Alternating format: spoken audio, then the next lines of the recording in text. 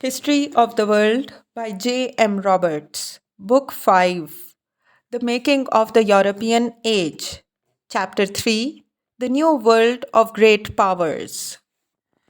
The movement eastward was not much affected by the upheavals and dangers of the time of troubles which followed Ivan's death, though in the west there were moments when the outlet to the Baltic was lost and when the Moscow and Novgorod were occupied by Lithuanians or Poles. Russia was still not a serious European power in the early 17th century. The then rising strength of Sweden was thrown against her, and it was not until the Great War of 1654 to 1657 that the Tsars finally regained Smolensk and Little Russia, not to be lost again, and then only briefly until 1812. Maps and treaties now began to define Russia in the West in a way which had some reality. By 1700, she had acquired her first Black Sea stronghold, Azov, while her southwestern frontier ran on the western side of the Dnieper for most of its length, embracing the great historic city of Kiev and the Cossacks who lived on the east bank.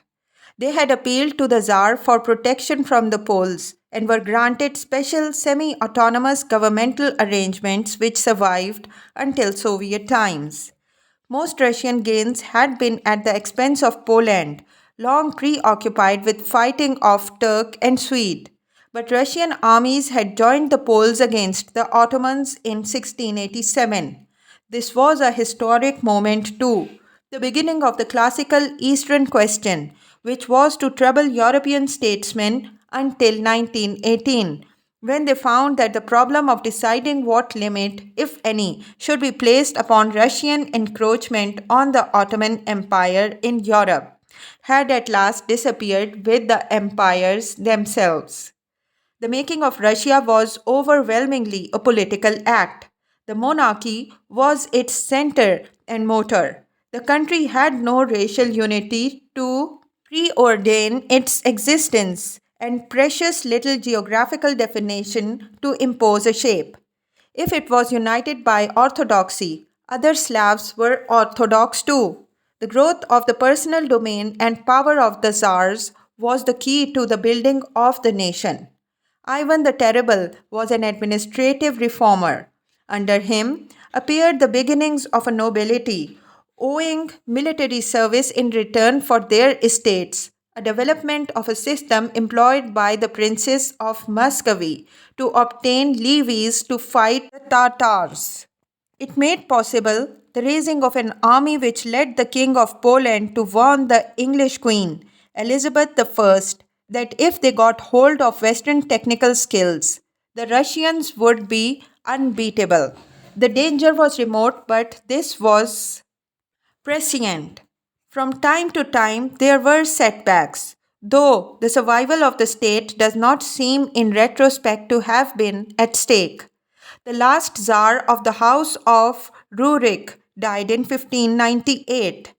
Usurpation and the disputing of the throne between noble families and Polish interventionists went on till 1613, when the first Tsar of a new house, Michael Romanov, emerged. Though a weak ruler who lived in the shadow of his dominating father, he founded a dynasty which was to rule Russia for 300 years until the Tsarist state itself collapsed. His immediate successors fought off rival nobles and humbled the great ones among them. The boyars, who had attempted to revive a power curbed by Ivan the Terrible. Beyond their ranks, the only potential internal rival was the church. In the 17th century, it was weakened by schism, and in 1667, a great step in Russian history was taken by the Patriarch when deprived after a quarrel with the Tsar. There was to be no investiture contest in Russia. After this time, Russian church was structurally and legally subordinated to a lay official. Among believers, there would emerge plenty of spontaneous doctrinal and moral opposition to current orthodoxy. And there began the long lived and culturally very important movement of underground religious dissent called the Raskol, which would eventually feed political opposition. But Russia was never to know the conflict of church and state, which was so creative a force in Western Europe, and any more than she was to know the stimulus of the Reformation. The outcome was the final evolution of the enduring Russian governmental form, Tsarist autocracy. It was characterized by the personification in the ruler of a semi sacrosanct authority, unlimited by clear legal checks, by an emphasis on the service owed to him by all subjects, by the linking of land holding to this idea, by the idea that all institutions within the state except the church derived it and had no independent standing of their own, by the lack of a distinction of power and the development of a huge bureaucracy, and by the paramountcy of military needs. These qualities, as the scholar who listed them pointed out, were not all present at the start, nor were all of them equally operative and obvious at all times. But they clearly mark Tsardom off from monarchy. In Western Christendom, where far back in the Middle Ages, towns, estates of the realm, guilds, and many other bodies had established the privileges and liberties on which later constitutionalism was to be built. In Old Muscovy, the highest official had a title which meant slave or servant, at a time when in neighboring Poland, Lithuania, his opposite number was designated citizen. Even Louis XIV, though he might believe in divine right and aspire to unrivaled power, always conceived it to be a power explicitly restricted by rights, by religion, by divinely ordained law. Though his subjects knew he was an absolute monarch, they were sure he was not a despot.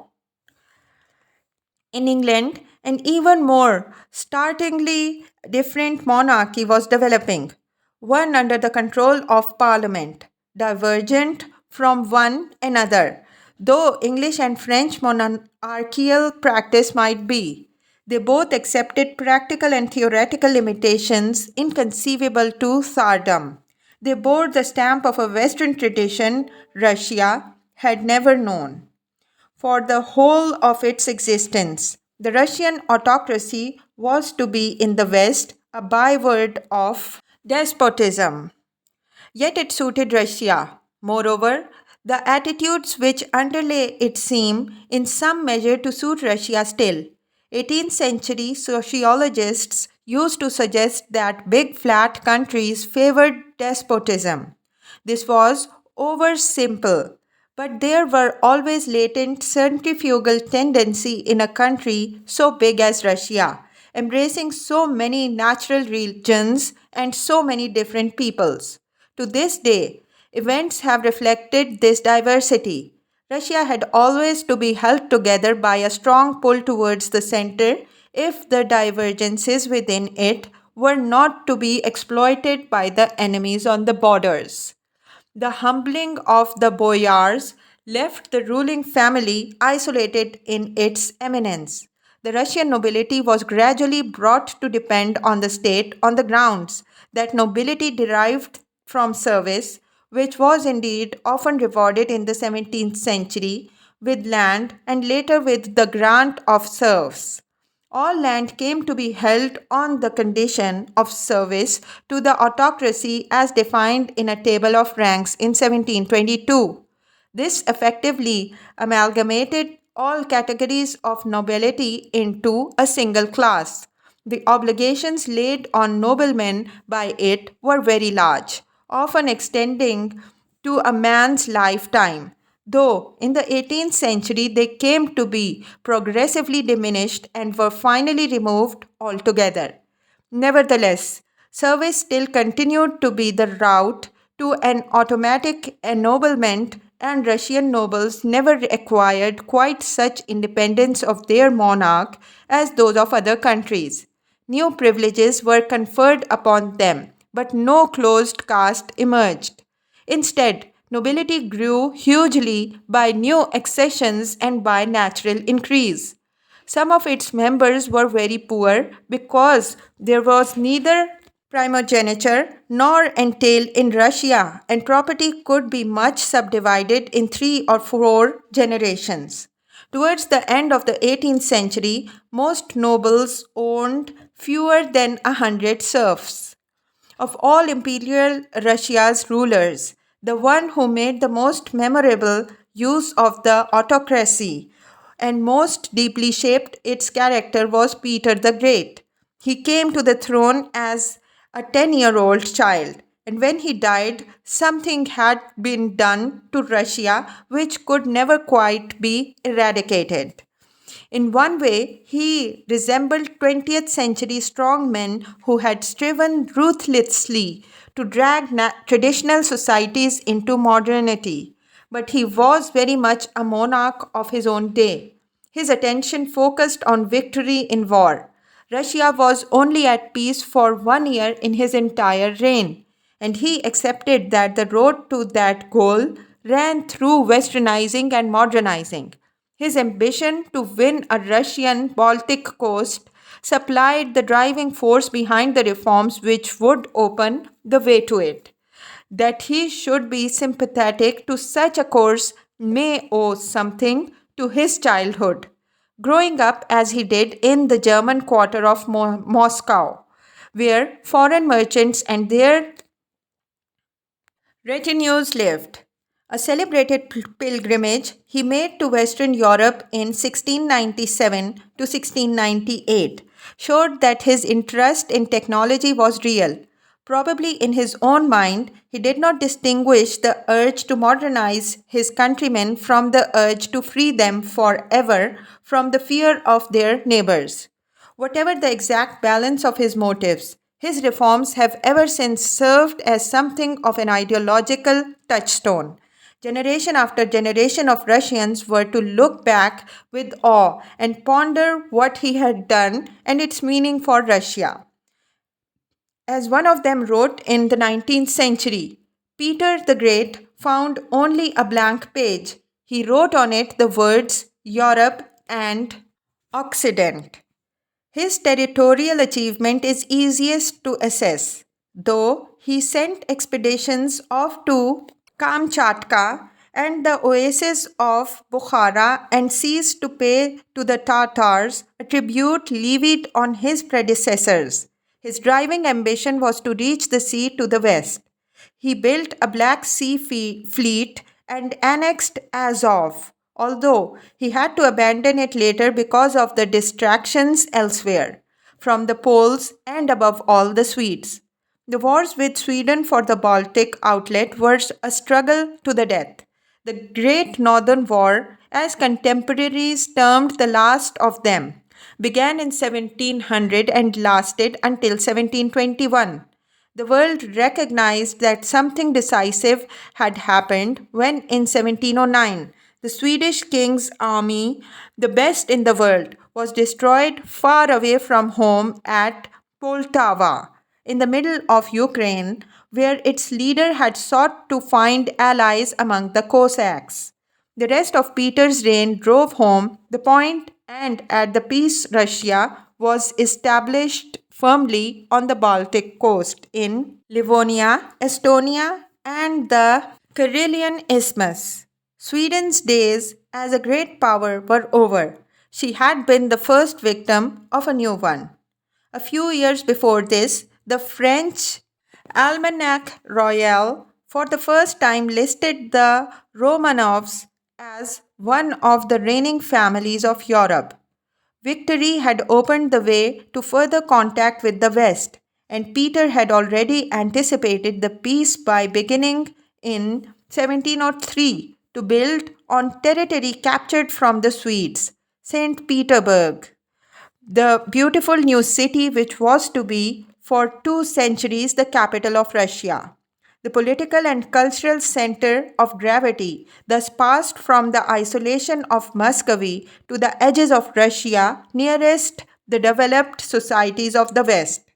Now, the westernizing of Russia could go ahead more easily. It was a deliberate break with the past. Even Muscovy, of course, had never been completely isolated from Europe.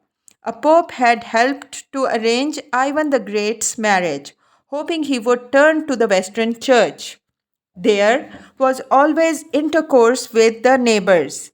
The Roman Catholic Poles and English merchants had made their way to Moscow under Elizabeth I, where to this day they are commemorated in the Kremlin by the presence of magnificent collections of works of English silversmiths. The trade continued, and there also came to Russia the occasional foreign expert from the West. In the 17th century, the first permanent embassies from European monarchs were established, but there was always a tentative and suspicious response among Russians. As in later times, efforts were made to segregate foreign residents. Peter threw this tradition aside. He wanted expert shipwrights, gun founders, teachers, clerks, soldiers, and he gave them privileges accordingly. In administration, he broke with the old assumption of inherited family office and tried to institute a bureaucracy selected on grounds of merit. He set up schools to teach technical skills and founded an Academy of Sciences, thus introducing the idea of science to Russia, where all learning had hitherto been clerical. Like many other great reformers, he also put much energy into what might be thought superficialities. Courtiers were ordered to wear European clothes. The old, long beards were cut back, and women were told to appear in public in German fashions. Such psychological shocks were indispensable in so backward a country. Peter was virtually without allies in what he was trying to do, and in the end, such things as he achieved had to be driven through. They rested on his autocratic power and little else. The old Duma of the boyars was abolished, and a new Senate of appointed men took its place. Peter began to dissolve the tie between land ownership and state power, between sovereignty and property, and launched Russia on the march towards a new identity as a multi ethnic empire. Those who resisted were ruthlessly broken, but it was less easy for Peter to dispose of a conservative cast of mind. He had at his disposal only an administrative machine and communications that would seem inconceivably inadequate to any modern government. The most striking sign of successful modernization was Russia's first new military power. Another was the virtual reduction of the church to the Department of State. More complicated tests are harder to come by. The vast majority of Russians were untouched by Peter's educational reforms, which only obviously affected technicians and a few among the upper class. The result was a fairly westernized higher nobility focused at St. Petersburg. By 1800, its members were largely French speaking and sometimes in touch with the currents of thought which arose in Western Europe. But they were often resented by the provincial gentry and formed a cultural island in a backward nation. The mass of the nobility for a long time did not benefit from the new schools and academies. Further down the social scale, the Russian masses remained illiterate. Those who learned to read did so for the most part at the rudimentary level offered by the teaching of the village priest, often only one generation removed from illiteracy himself. A literate Russian had to wait for the 20th century. Her social structure, too, tended more and more to mark off Russia. She was to be the last country in Europe to abolish serfdom. Among Christian countries, only Ethiopia, Brazil, and the United States kept bonded labor for longer.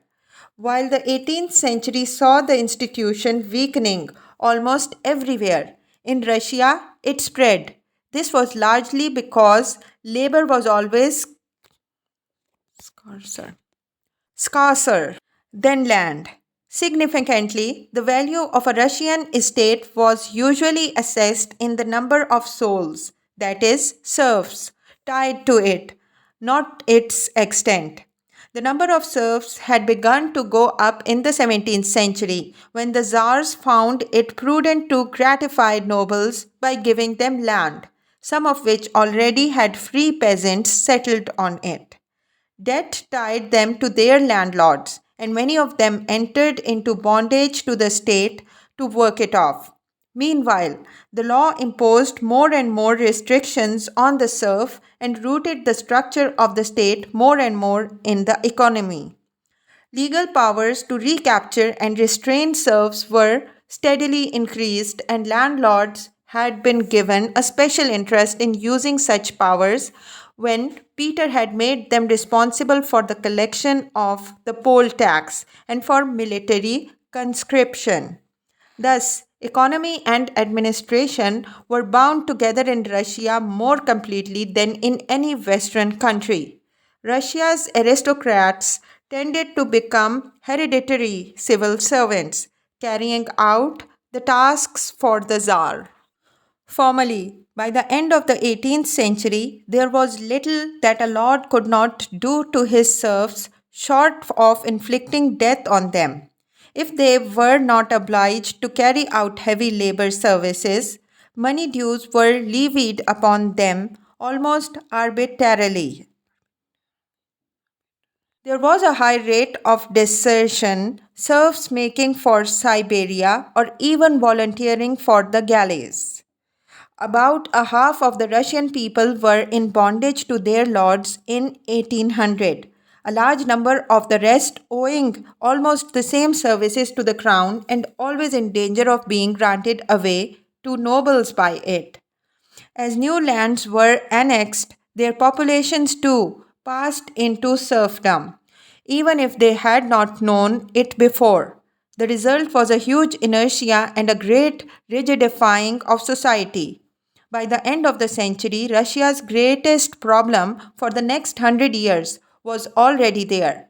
What to do with so huge a population when both economic and political demands made serfdom increasingly intolerable, but when its scale presented colossal problems of reform? It was like the man riding an elephant. It is all right so long as he keeps going, but there are problems when he wants to get off.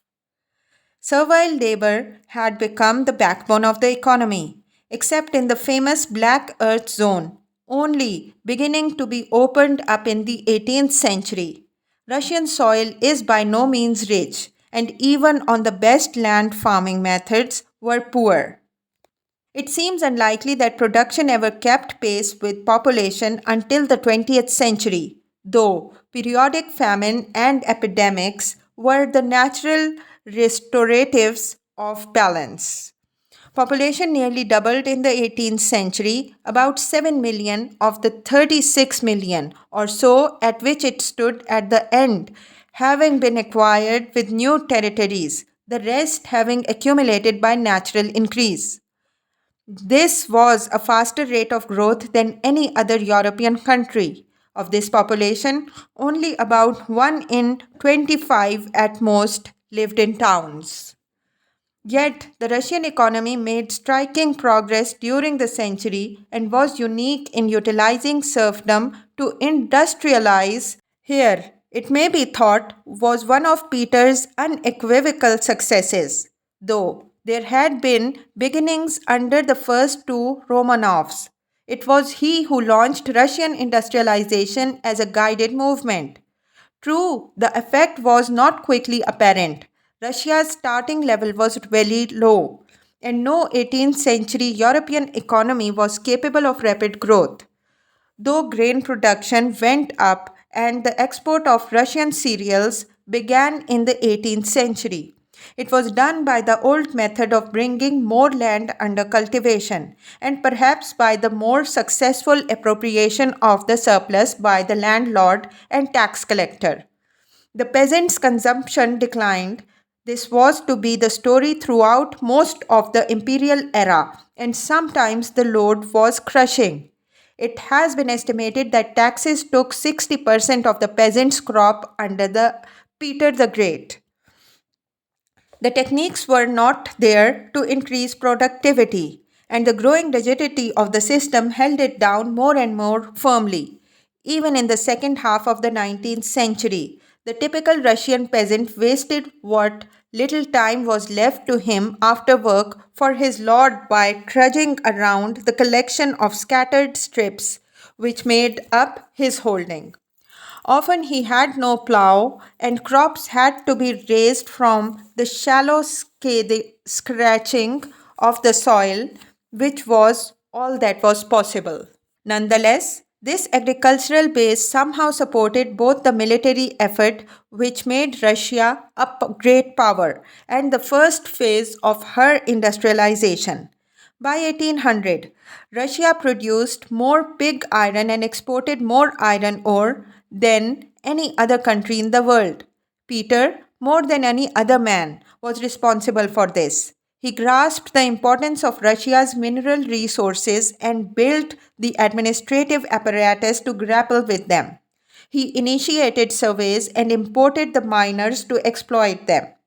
By way of incentive, the death penalty was prescribed for landlords who concealed mineral deposits on their estates or tried to prevent their use. Communications were developed to allow access to these resources, and slowly the center of Russian industry shifted towards the Urals. The rivers were crucial. Only a few years after Peter's death, the Baltic was linked by water to the Caspian. Manufacturing grew up around the core of extractive mineral and lumber industry, which ensured Russia a favorable balance of trade for the whole century. Less than 100 factories in Peter's reign became more than 3,000 by 1800. After 1754, when internal customs barriers were abolished, Russia was the largest free trade area in the world. In this, as in the granting of serf labor or of monopolies, the state continued to shape the Russian economy. Russian industry did not emerge from free enterprise, but from regulation, and this had to be for industrialization ran against the grain of Russian social fact. There might be no internal custom barriers, but nor was there much long distance internal trade. More Russians lived in 1800 as they had done in 1700 within self sufficient local communities, depending on their artisans for a small supply of manufactures and hardly emerging into a money economy. Such factories as there were seem sometimes to have been little more than agglomerations of artisans.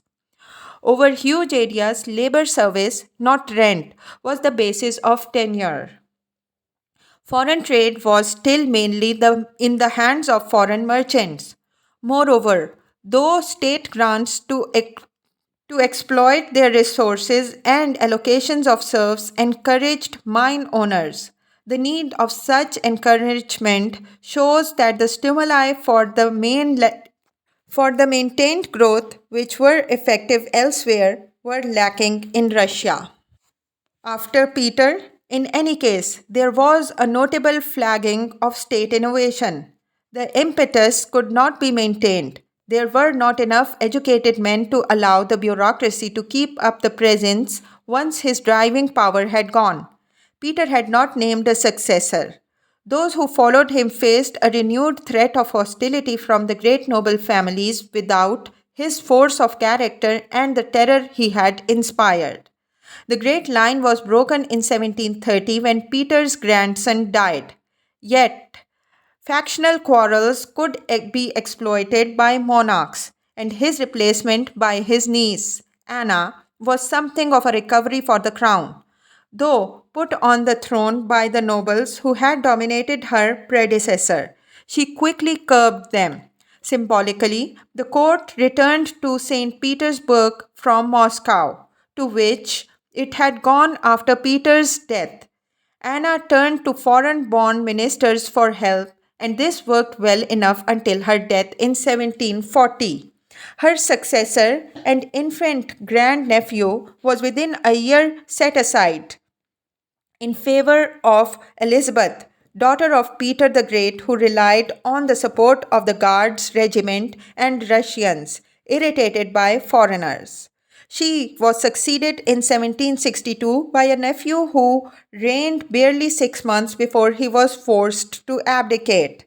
The mistress of the overmighty subject who subsequently murdered the deposed Tsar was the new Tsarina and widow of the deposed victim, a German princess who became Catherine II and known like Peter as the Great.